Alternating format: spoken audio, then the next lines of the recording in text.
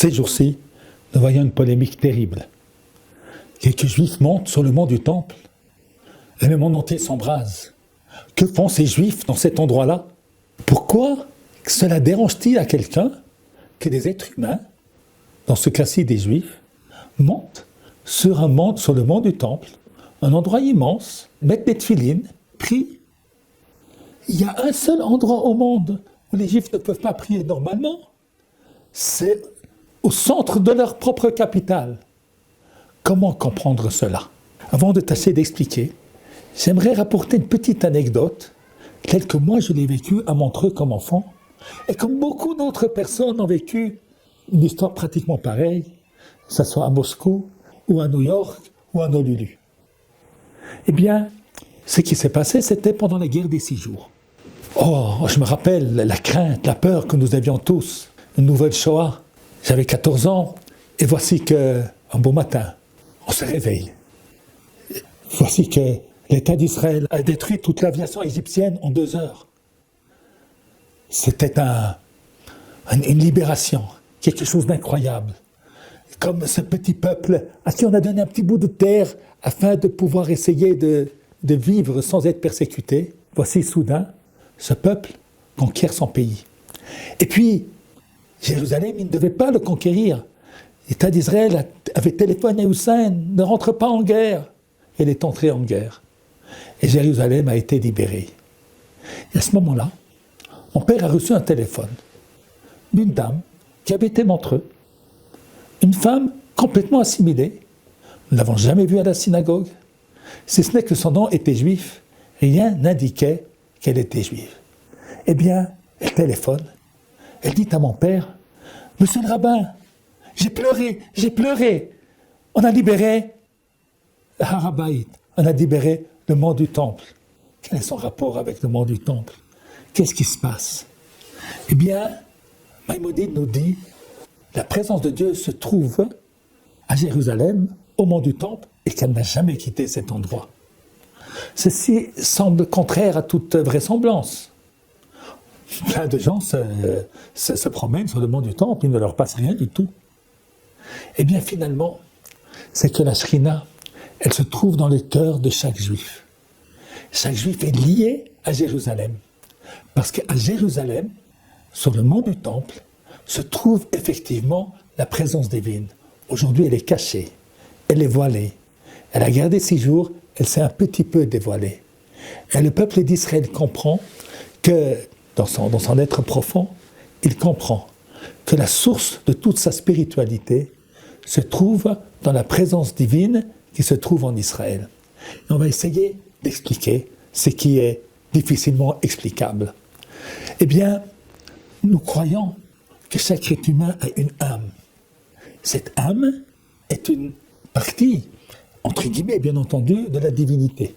C'est-à-dire qu'il y a en l'homme quelque chose de saint, quelque chose d'élevé, quelque chose que l'on peut appeler la conscience, qui vient de l'image de Dieu qui se trouve en chaque être humain. Et puis, à Jérusalem, en Eretz Israël, au centre d'Eretz Israël, se trouve aussi un petit peu de cette présence divine, ce que le temple de Jérusalem représente, ce que l'endroit du Beth Amikdash, ce que l'endroit du temple signifie. C'est que Dieu n'est pas au ciel, Dieu est sur la terre. Lorsque le peuple juif retourne à Jérusalem, eh bien, il y a comme un déclic qui se fait. C'est vrai qu'il y a un Dieu dans le monde. C'est vrai qu'il y a une présence. Et quelque part, il y a en nous quelque chose qui vibre, comme s'il y avait une âme collective d'Israël qui se réveille. C'est-à-dire que l'endroit du Beth Amikdash, eh bien, c'est un dire que Dieu est présent sur cette terre, bien qu'il est caché, bien que sa présence est voilée, afin que nous puissions être libres. Sa présence est certes voilée, mais elle s'y trouve.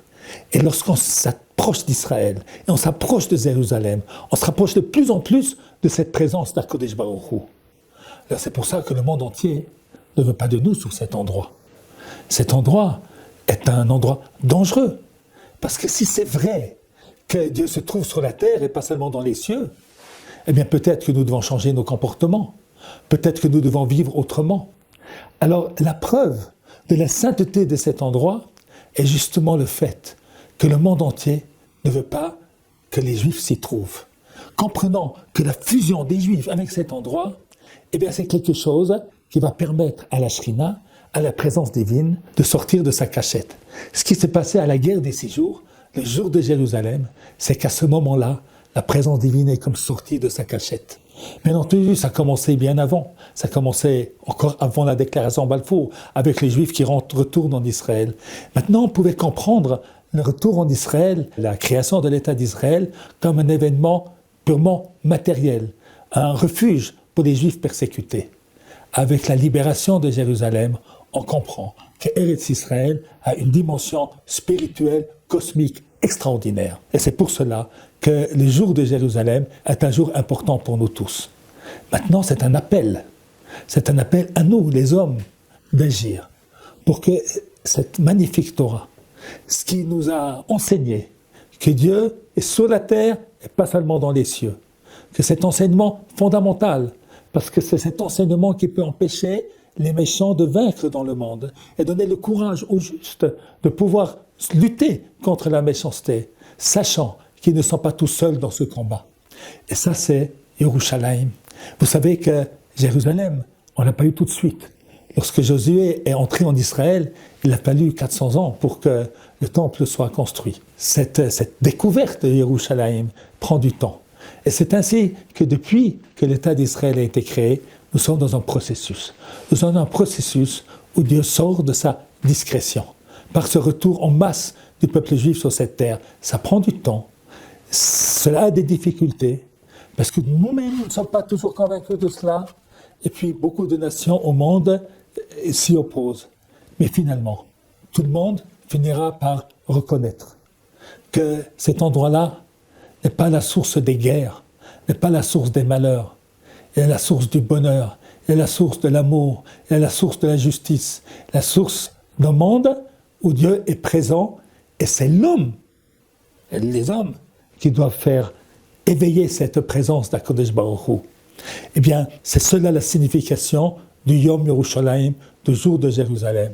Réveillons-nous, ajoutons du bien, non seulement chez nous, non seulement dans notre famille, mais dans notre pays tout entier, dans le monde tout entier, parce que c'est ce qu'ont dit les prophètes, que Yerushalayim sera un lieu de prière pour toutes les nations du monde, et que de Yerushalayim, finalement, éveillera la paix, une vraie paix pour le monde entier.